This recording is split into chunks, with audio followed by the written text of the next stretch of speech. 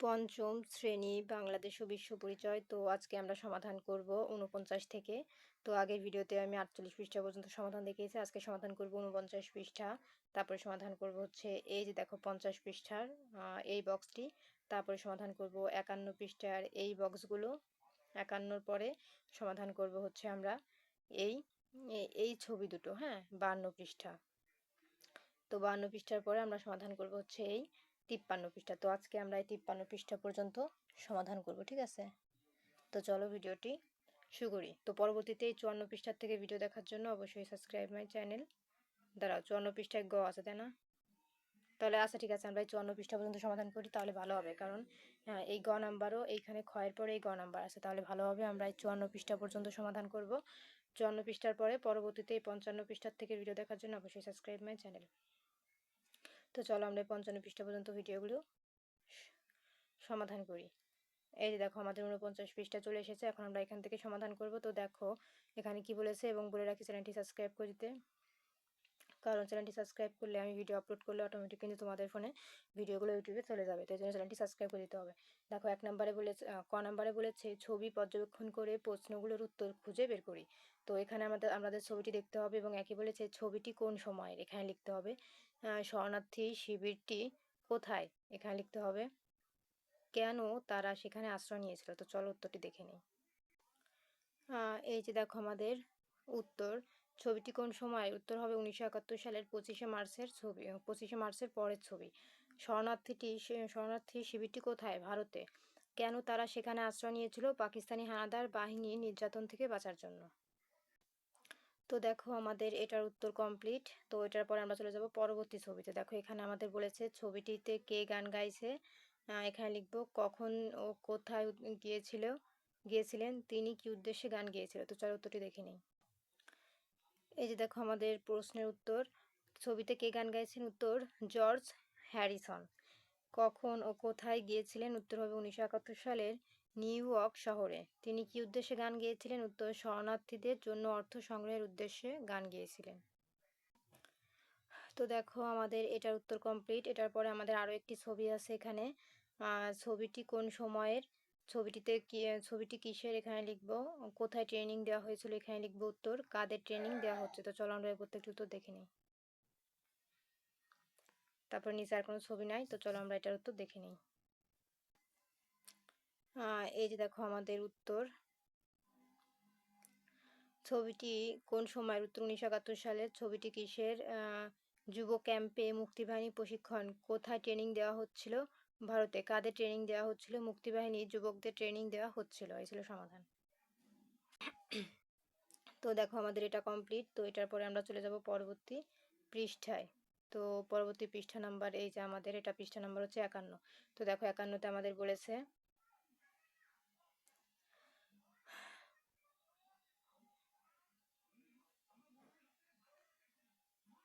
এই যে দেখো ৫১ নম্বরে আমাদের কি বলেছে, যে বিষয়বস্তু পড়ে মুক্তিযুদ্ধকালে স্থানীয় শক্তিসমূহের তালিকা তৈরি করো। তো চলো আমরা এর মধ্যে উত্তরটা দেখে নিই।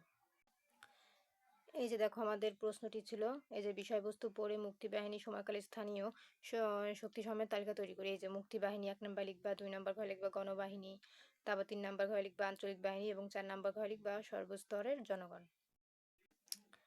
তো আমাদের খ নাম্বার কমপ্লিট। তো এখন আমরা চলে যাব গ নাম্বারে। দেখো গ নাম্বারে আমাদের প্রশ্নে বলেছে বিষয়বস্তুর আলোকে মুক্তিযুদ্ধকালে স্থানীয় বিপক্ষ শক্তি কর্মকাণ্ড নিচে লিপিবদ্ধ করো। এখানে ৩টি ঘর আছে, তো চলো আমরা এর বিপক্ষ শক্তি কর্মকাণ্ড লিপিবদ্ধ করি। এই যে দেখো আমাদের প্রশ্নটা ছিল যে বিষয়বস্তু পড়ে মুক্তিযুদ্ধকালে স্থানীয় বিপক্ষ শক্তির কর্মকাণ্ড নিচে লিপিবদ্ধ করি। এই যে দেখো ৩টা ঘর ছিল, মানে ৩টা অপশন ছিল। এই দেখো আমাদের ৩টা অপশন পর্যন্ত। একে লিখবা তারা হত্যা, ধর্ষণ, নির্যাতন, লুণ্ঠন, অগ্নিসংযোগ করে। ২ নম্বরে লিখবা তারা নারীদের ধরে নিয়ে পাকিস্তানি সেনাদের কাছে দিত। ৩ নম্বরে লিখবা তারা দেশের বুদ্ধিজীবীদের হত্যাকাণ্ড সংগঠনে সাহায্য করে। তো দেখো আমাদের গ নাম্বারের কমপ্লিট। এখন চলে যাব আমরা ঘ নাম্বারে। ঘ নাম্বারে বলেছে আমাদের মুক্তিযুদ্ধে আন্তর্জাতিক সম্প্রদায় কিভাবে সহায়তা করেছিল তা নিম্নের ছকে লিখি। তো এখানে ১, ২, ৩টা ঘর আছে, তো চলো আমরা ৩টা উত্তর দেখে নিই। এই যে দেখো প্রশ্নটি ছিল আর আমরা উত্তর ১ নাম্বার লিখেছি। ভারত অস্ত্র ট্রেনিং শরণার্থীদের আশ্রয় দিতে সাহায্য করেছিল।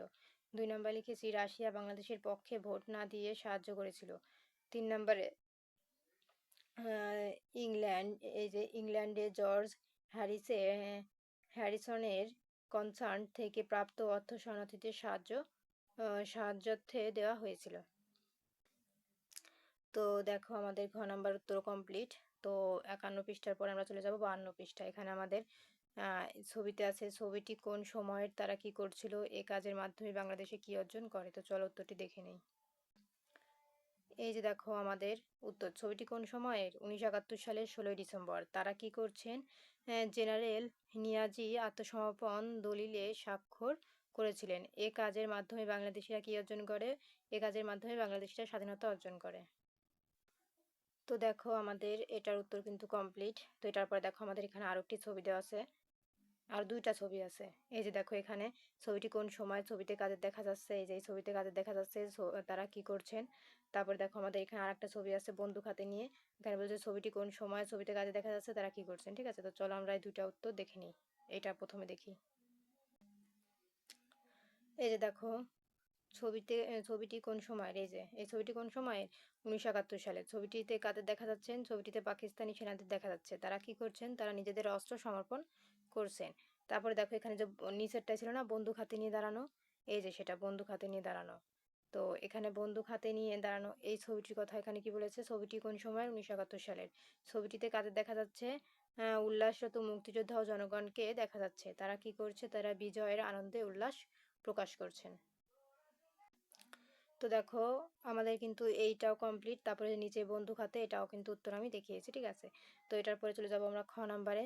দেখো খ নাম্বারে আমাদের কি বলেছে, উপরের অনুচ্ছেদ পড়ে কখন কি ঘটেছে তার ধারাবাহিকভাবে লিখি। যেমন একটা তারা বলেছে এই যে রিডিংগুলো আমরা পড়বো, তাই বলেছে রিডিংটা পড়ার পরে একটা পয়েন্ট দিয়েছে যে 21শে নভেম্বর 1971 কি ঘটেছিল, এরকম আরো কয়েকটা পয়েন্ট আমরা নিজেরা এখানে লিখবো এবং কি ঘটেছিল সেটা এখানে লিখবো। তো চলো উত্তরটি দেখে নেই। এই যে দেখো একটা তারা করে দিয়েছিল এটা, আর আমরা উত্তর লিখেছি মিত্রবাহিনী ও মুক্তিবাহিনী মিলে যৌথ বাহিনী গঠন করে। তারপরে 3 নভেম্বর 1971 পাকিস্তানি বিমান বাহিনী ভারতের বোমা হামলা করে। 16 ডিসেম্বর 1971 পাকিস্তানি বাহিনী রেসকোর্স ময়দানে আত্মসমর্পণ করে। 16 ডিসেম্বর 1971 আমাদের বিজয় দিবস 16 ডিসেম্বর। এই ছিল কিন্তু সমাধান। তো দেখো আমাদের কিন্তু এই খ নাম্বার কমপ্লিট।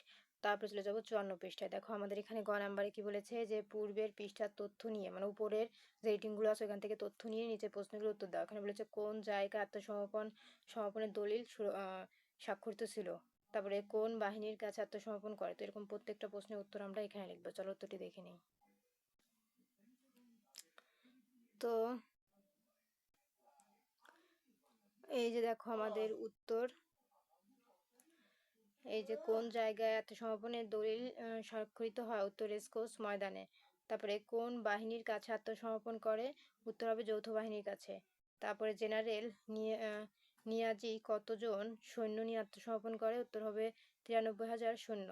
বাংলাদেশের পক্ষে কে উপস্থিত ছিলেন, উত্তর হবে এয়ার কমান্ডার কে খন্দকার। তো এই যে দেখো আমাদের এই প্রশ্নের উত্তর কিন্তু কমপ্লিট। তো এটার পরে দেখো আমাদের এই যে 54 পৃষ্ঠা কিন্তু কমপ্লিট। তো আজকে 54 পৃষ্ঠা পর্যন্ত সমাধান করেছি। তো পরবর্তীতে 55 পৃষ্ঠার থেকে শুরু করব। ভিডিও দেখার জন্য অবশ্যই সাবস্ক্রাইব মাই চ্যানেল।